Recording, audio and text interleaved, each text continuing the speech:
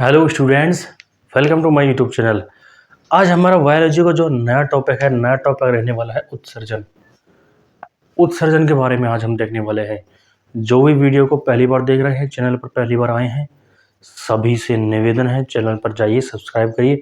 पूरी प्लेलिस्ट बनी है हर टॉपिक की, एक एक टॉपिक वाइज चल रहा हूँ मैं। उसमें आपको श्वसन वाला टॉपिक मिलेगा, ब्लड वाला मिलेगा, पाचन वाला मिलेगा। और आज हम देख रहे हैं उत्सर्जन, एक्सक्रीशन क्या होता है। हर एग्जाम में एक क्वेश्चन जरूर से जरूर ही आता है इस टॉपिक से। एक भी एग्जाम ऐसी नहीं जिसमें इस टॉपिक को अनदेखा कर दिया जाए। हर एग्जाम में यहाँ से क्वेश्चन आता है। अब क्वेश्चन कैसे आएगा, पूरे टॉपिक पर चर्चा करेंगे। वीडियो बहुत ही यूजफुल होने वाली है, वेस्ट आपका टाइम बिल्कुल नहीं जाएगा, ये बहुत ज़्यादा यूजफुल होने वाली है। टॉपिक को समझो, क्वेश्चन कैसे बनेगा मैं यहीं पर बताऊंगा। उसके बाद कहीं से भी कोई सा भी क्वेश्चन हो तुम लोग उसको हल कर सकते हो। क्लियर है? अब शुरू करते हैं, उत्सर्जन क्या होता है। तो दो तीन चीज़ों से शुरुआत करेंगे हम। सबसे पहली चीज़ है उत्सर्जन एक्सक्रीशन। अब उत्सर्जन क्या होता है? उत्सर्जन के बारे में अगर हम अब तक जो जानते हैं, थोड़ा बहुत भी अब अगर जानते हो, उसको माइंड में लाओ, धीरे धीरे लाओ। टॉपिक है उत्सर्जन, धीरे धीरे माइंड में लाओ कि इसके बारे में हम क्या जानते हैं। तो उत्सर्जन के बारे में बेसिकली हम जानते हैं कि किसी भी अपशिष्ट पदार्थों का त्याग करना, अपशिष्ट पदार्थों का त्याग। यहाँ तक क्लियर है? कोई परेशानी हो कमेंट करके बता सकते हो बीच में, बिल्कुल। तो उत्सर्जन का मतलब क्या होता है? अपशिष्ट पदार्थों को त्याग करना। कहाँ से त्याग करना? हमारी बॉडी से। तो हमारी बॉडी से अपशिष्ट पदार्थों का त्याग करना क्या कहलाता है? उत्सर्जन, एक्सक्रीशन कहलाता है। इतना सभी को मालूम है। हमारे शरीर से अपशिष्ट पदार्थों का त्याग करना उत्सर्जन कहलाता है। अब इन पदार्थों को क्या बोलते हैं? अपशिष्ट पदार्थों को जिनका हम त्याग करते हैं। तो अगला पॉइंट हमारा हो जाएगा उत्सर्जी पदार्थ। उत्सर्जी पदार्थ क्या होता है? जिन पदार्थों का त्याग किया जाता है, जिन पदार्थों का उत्सर्जन किया जाता है, उन पदार्थों को उत्सर्जी पदार्थ कहते हैं। अपशिष्ट, अब जो हमारे शरीर में अपशिष्ट मतलब जो वेस्ट मटेरियल होता है, जिसका हमारे शरीर में कहीं पर भी यूजफुल नहीं होता, तो उन पदार्थों को त्याग करना, इस त्याग करने की प्रोसेस को उत्सर्जन कहा जाता है। जबकि जिन पदार्थों का उत्सर्जन किया जाता है, उन पदार्थों को उत्सर्जी पदार्थ कहते हैं। आई बस समझ में? अब यहाँ पर अगला पॉइंट क्या बनेगा? अब हम इनको, हमारे शरीर में अपशिष्ट पदार्थ हैं, इनको हम क्या बोलते हैं? उत्सर्जी पदार्थ। अब इनको त्याग करने की प्रक्रिया को उत्सर्जन कहते हैं। लेकिन त्याग तो करते हैं, लेकिन कौन कौन से अंगों से करते हैं? कोई ना कोई ऐसा ऑर्गन होगा जिससे हम उत्सर्जी पदार्थों को त्याग करते हैं। तो उन अंगों को क्या कहा जाता है? उत्सर्जी अंग। उत्सर्जी अंग। तो अपने पेज में ऊपर 3 हेडिंग डाल लेना। ऐसे हम ज़्यादा लॉन्ग नोट्स नहीं लिखने वाले। नोट्स मार्केट में ढेरों सारे मिल जाएंगे, नोट्सों से कुछ नहीं होता। 1000 तरीके के नोट्स पढ़ लेना, तब भी आपका रिजल्ट 10 से 20% इम्प्रूव होगा।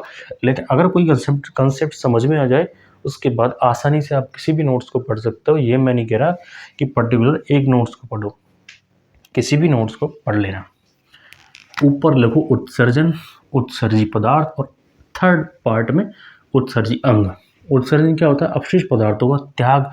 हमारी बॉडी से उत्सर्जी पदार्थों का त्याग करना उत्सर्जन कहलाता है। इस प्रोसेस को उत्सर्जन कहते हैं। जिन पदार्थों का हमारे शरीर में जो वेस्ट मटेरियल होता है, अनपचे जो पदार्थ होते हैं जिनका हमारे शरीर में कोई उपयोग नहीं होता, उन पदार्थों को उत्सर्जी पदार्थ कहते हैं। इतना क्लियर है? 2 चीज़ क्लियर हो गई। अब हमारा नंबर आएगा तीसरी चीज़ पर कि उत्सर्जी अंग, अब इनको कोई ना कोई अंग से तो ही एक्सक्रिएट किया जाता है, कोई ना कोई अंग होगा जिससे इन पदार्थों को बाहर निकाला जाता है। तो उन अंगों को हम बोलते हैं उत्सर्जी अंग। जिन अंगों द्वारा अपशिष्ट पदार्थ या वेस्ट मटेरियल को बाहर त्यागा जाता है, उन अंगों को हम क्या कहते हैं? उत्सर्जी अंग, एक्सक्रिएटरी ऑर्गन। 3 चीज क्लियर हो गई। क्लियर है? Any doubt? कमेंट कर सकते हो अगर कोई भी डाउट हो तो। अब इसके आगे हम बढ़ेंगे। अब हम देखते हैं उत्सर्जी अंग कौन कौन से होते हैं। अगला सवाल हमारे मन में यही आएगा कि उत्सर्जी अंग कौन कौन से होते हैं। ये हमने देख लिया उत्सर्जी अंग होते क्या हैं। जिन अंगों के द्वारा, जिन ऑर्गन्स के द्वारा हमारे वेस्ट मटेरियल को बाहर त्यागा जाता है, उनको हम बोलते हैं उत्सर्जी अंग। लेकिन होते कौन कौन से हैं? तो ये 5 अंग होते हैं हमारे शरीर में जिन्हें हम उत्सर्जी अंग बोलते हैं। नंबर फर्स्ट है त्वचा, स्किन, जिसको हम बोलते हैं स्किन।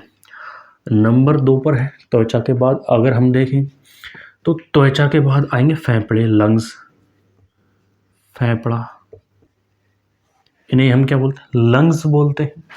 इसके बाद आएगी हमारी आंत्र।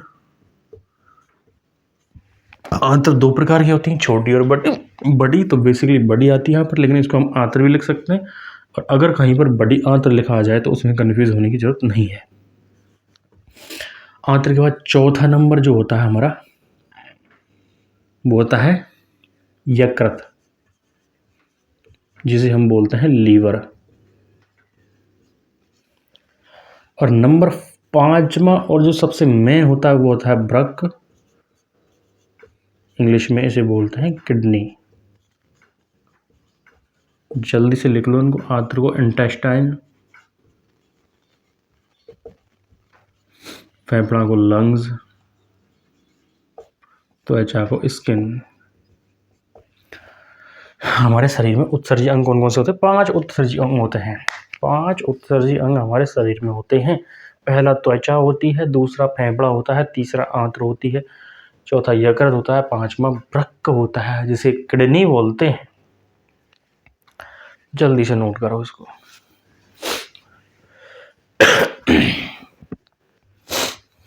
इतना क्लियर है? इतना यहाँ तक समझ में आ गया?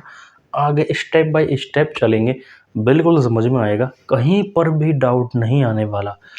तो अगला सवाल कि ये उत्सर्जी अंग तो हैं, लेकिन ऐसे कौन से पदार्थ हैं जिनका ये उत्सर्जन करते हैं? सबसे मेन चीज कौन कौन से पदार्थ हैं? तो सबसे पहले त्वचा को हम देखें तो जो पसीने का स्त्रावण कौन करता है? त्वचा करती है। तो पसीना क्या हुआ? एक उत्सर्जी पदार्थ हुआ। पसीने का हमारे शरीर में कोई उपयोग है? बिल्कुल नहीं है। पसीना एक वेस्ट मटेरियल होता है जिसे हम बोलते हैं उत्सर्जी पदार्थ। तो अब पसीने का उत्सर्जन कौन करेगा? त्वचा करेगा। तो त्वचा किसका उत्सर्जन करती है? पसीने का। अब इस पसीने के साथ एक चीज और होती है, सीबम। सीबम या फिर नमक भी होता है। पसीने के साथ में ही निकलता है ये नमक। अब कभी देखोगे शर्ट में कोई भी हार्ड वर्क करोगे, या फिर अगर आपने कोई शर्ट पहनी है ब्लैक कलर की हो या फिर कोई टी शर्ट हो, उसमें सफ़ेद सफ़ेद से धब्बे दिखाई देते हैं। पसीना जब सूख जाता है तो वो क्या होता है? वो नमक होता है। हमारे पसीने का जो pH वो 7 से ऊपर होती है, क्षारीय प्रकृति की होती है। तो ये पसीना, सीबम और नमक, ये किसके द्वारा उत्सर्जित की जाती है? त्वचा के द्वारा। अब अगला है फेफड़ा। अगला सवाल, क्या फेफड़ा भी उत्सर्जी अंग है? बिल्कुल है। किसने कहा कि नहीं? बिल्कुल है, लेकिन उत्सर्जन किसका करता है? ये उत्सर्जन करेगा CO2 वाष्प, CO2 वाष्प और वल्गम। अब तक हमें सिर्फ इतना पता था कि हम जो मलमूत्र त्याग करते हैं उनका निर्माण किडनी से होता है, मूत्र का निर्माण, वही सिर्फ एक अपशिष्ट पदार्थ होता है। लेकिन अब यहाँ पर पता चलेगा कि अपशिष्ट पदार्थ बहुत सारे हैं। पसीना भी अपशिष्ट पदार्थ है। सीबम एक चिपचिपा पदार्थ होता है हमारे हम कभी भी सोते हैं, सो के जब उठते हैं तो चिपचिपा सा लगा रहता है, इसे क्या बोलते हैं, सीबम। और नमक उस पसीने के साथ ही निकलता है। अब है अगला नंबर फेफड़ा। फेफड़ा भी उत्सर्जी अंग है। तो क्वेश्चन यहाँ पर बनेगा, निम्न में से कौन सा उत्सर्जी अंग नहीं है? तो 3 इसमें से मिल जाएंगे, एक कोई और मिल जाएगा, कोई ब्रेन या फिर स्टोमक, कुछ भी चौथा ऑर्गन वहाँ पर देखने को मिल जाएगा, या फिर 3 अलग मिल जाएंगे, एक इनमें से मिल जाएगा। निम्न में से कौन सा अंग उत्सर्जी अंग है? आई बात समझ? तो उनमें से इनमें से एक मिलेगा वहाँ पर, वही सही आंसर करना है। फेफड़ा। अब CO2 जब हम अंदर लेते हैं, मैंने श्वसन तंत्र में पढ़ाया था कि जब CO2 वापस रक्त CO2 को लाता है कहाँ पर, कोशिकाओं में, तो कोशिकाओं से वापस फेफड़ों में होकर ये CO2 बाहर निकाल दी जाती है। ऐसे हम उसास अंदर लेते हैं और फिर बाहर छोड़ते हैं, इसे हम क्या बोलते हैं, एक श्वसन दर। ये निःश्वसन होता है, ये होता है उच्च श्वसन। रेस्पिरेशन में मैंने समझाया था। तो उच्च श्वसन में किसका त्याग होता है? CO2 बाहर निकलती है, तो ये भी वेस्ट मटेरियल है, तो ये भी क्या हुआ, उत्सर्जी पदार्थ हुआ। अगला क्वेश्चन बन सकता है, पसीने का स्त्रावण किस अंग के द्वारा होता है? तो त्वचा के द्वारा। CO2 का स्त्रावण किस अंग के द्वारा होता है? तो फेफड़ा आएगा, इसमें कोई नाक या मुंह मत कर देना। कुछ लोग छोटा बहुत हल्का कॉमन सेंस लगाते हैं कि हमारे तो CO2 नाक से निकल रही है, तो नाक इसका उत्सर्जी अंग बिल्कुल नहीं है। कहाँ से रही है? वो फेफड़े से आ रही है। आई बात समझ में? अगला है वाष्प। हम जो बाहर, हमारी जो बाहर CO2 निकलती है, इसके संग हल्के फुल्की वाष्प भी निकलती है। ये ज़्यादातर सर्दियों के दिन में हम देखेंगे, तो हम जब बाहर हवा निकालते हैं तो उसमें धुआं सी नज़र आती है ऐसे, तो वो क्या होती है, वो वाष्प होती है। अब बलगम। बलगम भी अपशिष्ट पदार्थ है। बलगम क्या होता है? अब फिर से क्वेश्चन सस्पेंस बनेगा कुछ स्टूडेंट के कि हम जो नाक से नाक बाहर निकालते हैं ऐसे, और या फिर बलगम यहाँ पर खकार जमती है, थू ऐसे करते हैं ना, तो उस ये जो बलगम होती है, ये ना गले में नहीं होती, ये होती है फेफड़े में। फेफड़े में होती है ये बलगम, तो वहाँ से फेफड़ा दाब लगाएगा, फिर ऐसे करेंगे और फिर वहाँ से हम उसको थूक देते हैं। जो बुजुर्ग लोग ज़्यादातर उनके बलगम बनता है। कभी कभी खांसी वगैरह होती है तो हम जैसों, अपन जैसों को भी बन जाता है। तो बलगम भी कहाँ से आता है? फेफड़ों में बनता है। फेफड़ा दाब लगाएगा, अपने मुंह से या नाक से उस बलगम को निकाल दिया जाता है। तो बलगम भी क्या है? एक अपशिष्ट पदार्थ है। इसका किसके द्वारा स्थापित होता है? फेफड़े के द्वारा स्थापित होता है। अगला है आंत्र। क्या है? आंत्र। आंत्र किसका निर्माण करती है? मल का निर्माण करती है। मल ETC, मल के साथ जितने भी अपशिष्ट पदार्थ हैं सबका आंत्र जो बड़ी आंत होती है, इसके द्वारा वो रेक्टम में, ये मैंने पाचन में समझा दिया था, अपने मलाशय में एकत्र हो जाता है और फिर समय समय पर हम त्याग उसका कर देते हैं। अब है यकृत। यकृत सबसे इंपॉर्टेंट होता है। यकृत क्या करता है? अमोनिया को यूरिया में बदलता है।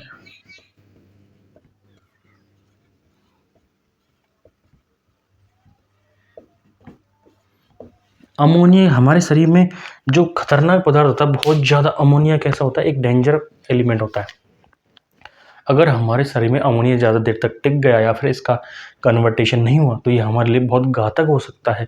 तो यकृत क्या काम करता है? अमोनिया को यूरिया में कन्वर्ट करता है और फिर यूरिया को हम त्याग कर देते हैं मूत्र के साथ। आई बात समझ में? तो मूत्र के अंदर 2 से 3% होता है मात्र यूरिया। तो इसको कौन कंट्रोल करता है? यकृत, लीवर करता है। लीवर के अंदर, लीवर में किसका निर्माण होता है? पित्तरस का निर्माण भी होता है, जो हमने पाचन में देखा था। फिर इसके बाद वृक्क। वृक्क किसका निर्माण करता है? यूरिया का व पेशाब या फिर मूत्र। तो मूत्र का निर्माण कहाँ पर होता है? वृक्क में। तो इसे ही हम क्या बोलते हैं? जो मेन उत्सर्जी अंग होता है, मुख्य उत्सर्जी अंग, मुख्य उत्सर्जी अंग। तो मुख्य उत्सर्जी अंग कौन सा होता है? हमारा जो वृक्क है, किडनी। किडनी 2 होती हैं, इनके सभी का डायग्राम बनाकर अभी हम देखेंगे। तो यहाँ तक हमने देखा उत्सर्जी अंग कौन कौन से होते हैं? 5 होते हैं, त्वचा, फेफड़ा, आंत्र, यकृत, वृक्क। इन कौन कौन से उत्सर्जक पदार्थों का ये उत्सर्जन करते हैं, ये सब यहाँ पर मैंने लिख दिए हैं, समझा दिए हैं। कोई भी डाउट हो कमेंट करके बताओ जल्दी से। इसके आगे हम देखने वाले हैं, इसको जल्दी से लिखो। फिर इसके आगे हम देखेंगे वृक्क जो मुख्य उत्सर्जक अंग है, इसकी पूरी क्रियाविधि। उत्सर्जन में अभी तक हमने देखे कि मनुष्य में कितने उत्सर्जी अंग होते हैं और उनके कौन कौन से उत्सर्जी पदार्थ होते हैं, ये सभी को समझ में आ गया होगा। लेकिन अब हम देखने वाले हैं कि उत्सर्जन के आधार पर जो टोटल जीव हैं धरती पर, उनको कितने भागों में बांटा गया है। उत्सर्जन जैसे कि मनुष्य है तो उत्सर्जन में ये किस पदार्थ का उत्सर्जन करता है, यूरिया का करता है। कुछ जीव ऐसे हैं जो अमोनिया का स्त्रावण डायरेक्ट ही करते हैं, क्योंकि हमारे शरीर में अमोनिया का निर्माण तो होता है, लेकिन हमारी जो किडनी होती है वो अमोनिया को क्या कर देती है, यूरिया में कन्वर्ट कर लेती है, क्योंकि अमोनिया बहुत ही घातक पदार्थ होता है। तो कुछ जलीय जीव अमोनिया को सीधे ही उत्सर्जित कर देते हैं। तो इसके आधार पर हमारे जीवों को कितने भागों में बांटा गया है, 4 भागों में बांटा गया है। कितने भागों में, 4 भागों में। चारों भागों को एक एक देखने बिल्कुल आसान है, बिल्कुल सिंपल है, एक बार में समझ में आ जाएगा, कोई इसमें डाउट आने वाला नहीं है। फर्स्ट नंबर है यूरियोटैलिक। नाम याद कर लोगे, नाम से पूरी डेफिनेशन पता चल जाएगी और एग्जाम्पल पता चल जाएगा। मेन चीज़ इसका एग्जाम्पल है, एग्जाम्पल याद होना चाहिए, क्योंकि एग्जाम में सीधा एग्जाम्पल आएगा कि निम्न में से यूरियोटैलिक जंतु नहीं है, निम्न में से यूरिकोटैलिक जंतु है या फिर नहीं है, निम्न में से अमोनोटैलिक जंतु की पहचान करिए।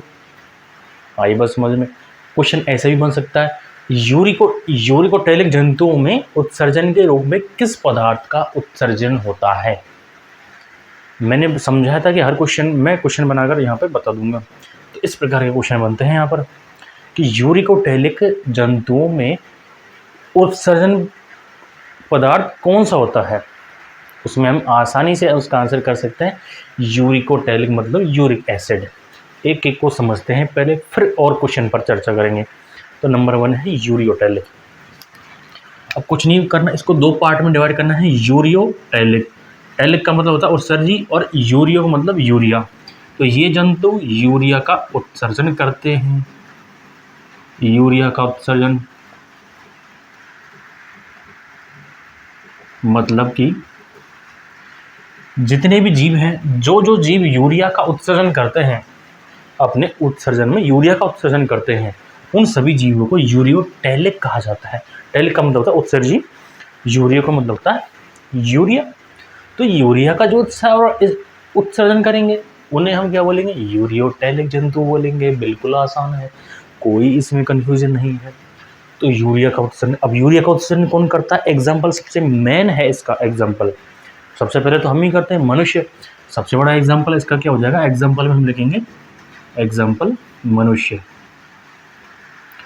मतलब पूरी मानव जाति। क्लियर है। और सभी स्तनधारी, स्तनधारी, वैसे तो मनुष्य भी स्तनधारी में ही आता है, लेकिन हमने इसको अलग अलग लिख लिया क्योंकि मनुष्य इसमें सबसे मेन होता है। मनुष्य किसका उत्सर्जन करता है, यूरिया का। जो अब हम उत्सर्जन तंत्र का पूरा डायग्राम बनाकर समझने वाले हैं, उसमें देखेंगे इसको कि यूरिया का निर्माण कहाँ पर होता है। तो मनुष्य और स्तनधारी जो हैं वो क्या होते हैं, यूरियोटैलिक होते हैं। यूरियोटैलिक का मतलब होता है यूरिया का उत्सर्जन करते हैं ये। क्लियर है। नंबर 1 क्लियर है। नंबर 2 क्या है, नंबर 2 है यूरिकोटैलिक। अब इसका 2 पार्ट में डिवाइड करो तो ये टैलिक का मतलब होता है उत्सर्जी और यूरिको मतलब यूरिक एसिड। तो यहाँ पर क्या होगा, यूरिक एसिड या फिर यूरिक अम्ल का उत्सर्जन।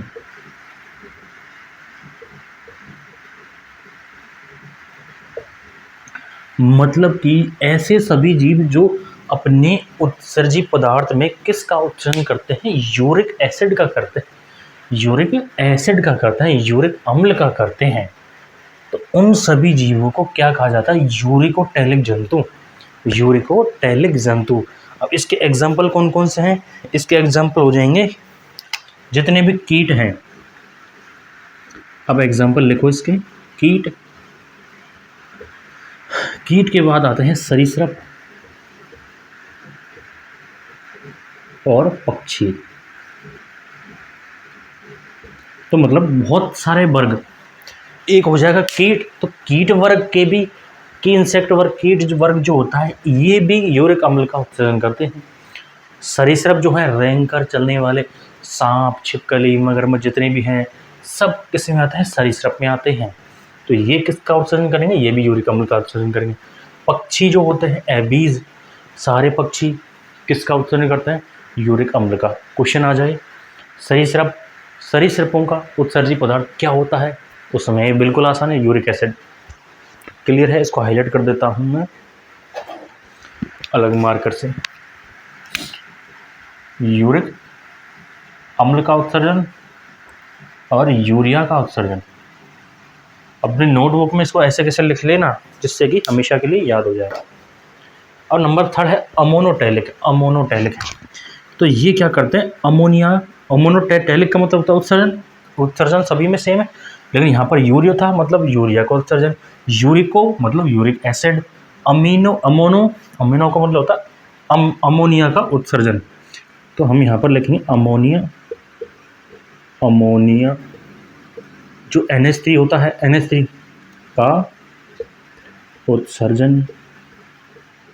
मतलब कि जो जीव अमोनिया का उत्सर्जन करते हैं उन्हें हम क्या बोलते हैं, अमोनोटैलिक। ये अमीनोटैलिक है, ये अमोनोटैलिक है। अमोनो का मतलब अमोनिया होता है और अमीनो का मतलब होता है एमिनो अम्ल। तो जो जीव अमीनो एसिड या फिर अमीनो अम्ल का उत्सर्जन करते हैं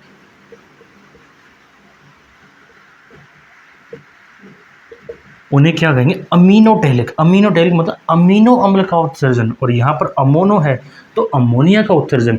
अब इसका एग्जाम्पल है घोंगा, सीप जिसे हम बोलते हैं घोंगा, जलीय जीव होता है ये, इसका एग्जाम्पल ये हो गया।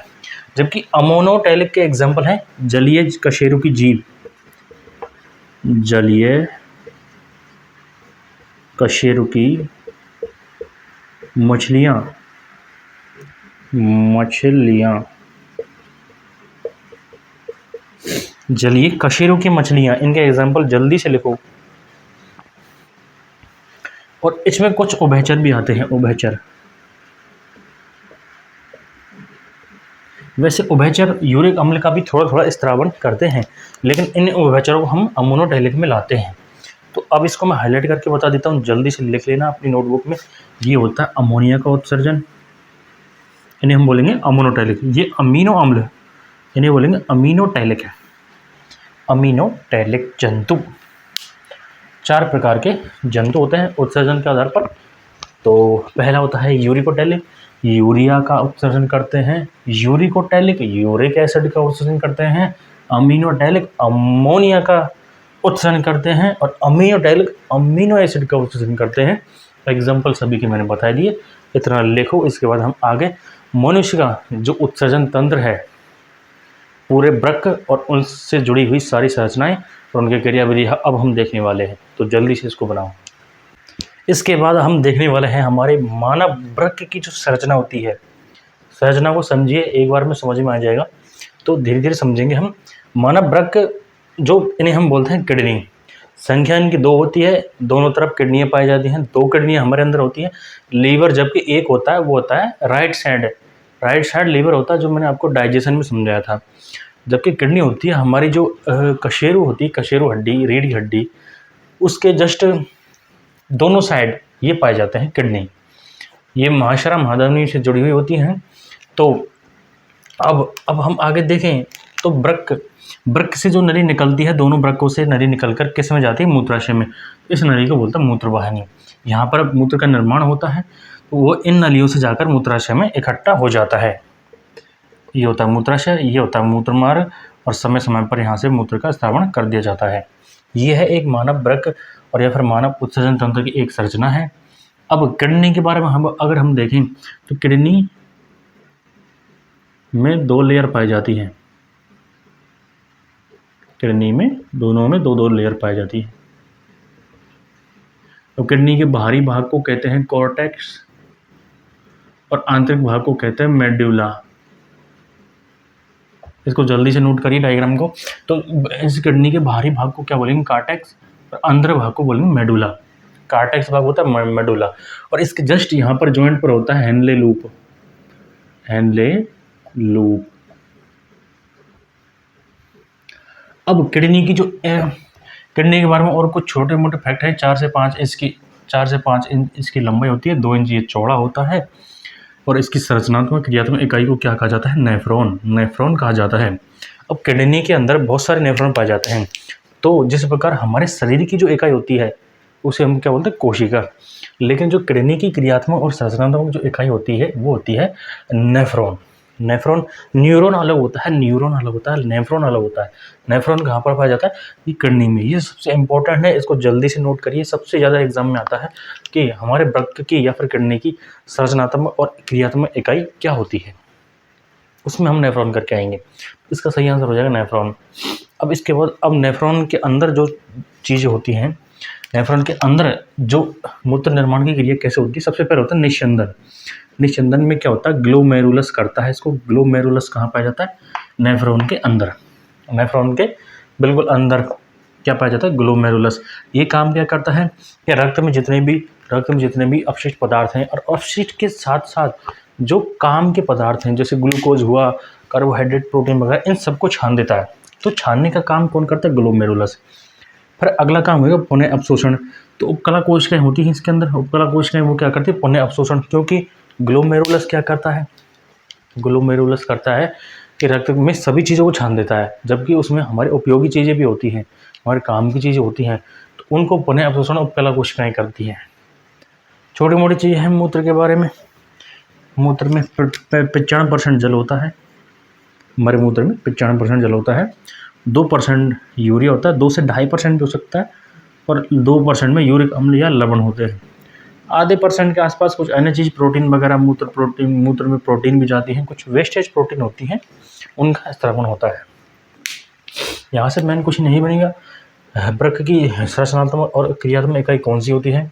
वृक्क का बाहरी भाग कोर्टेक्स कहलाता है, मध्य भाग मेडुला कहलाता है, और ये सिक्वेंशली भी आ सकता है कोई क्वेश्चन कि मानव उत्सर्जन तंत्र में सभी अंगों को सिक्वेंशली जमाइए। तो सबसे पहले वृक्क होते हैं, उसके बाद मूत्र वाहिनी होती है, मूत्राशय होता है, और मूत्र मार्ग होता है। इसका डायग्राम बनाइए, इसको लिखिए, और ये उत्सर्जन वाला टॉपिक हमारा लगभग खत्म हो जाता है। कोई भी क्वेश्चन हो, कोई डाउट हो, कमेंट करके ज़रूर बताइएगा, उसको मैं अगली वीडियो में ज़रूर आपको समझाऊंगा। चैनल को सब्सक्राइब करिए, वीडियो को लाइक करिए, और ज़्यादा से ज़्यादा स्टूडेंटों को इससे जोड़िए। तो सभी को बहुत बहुत धन्यवाद।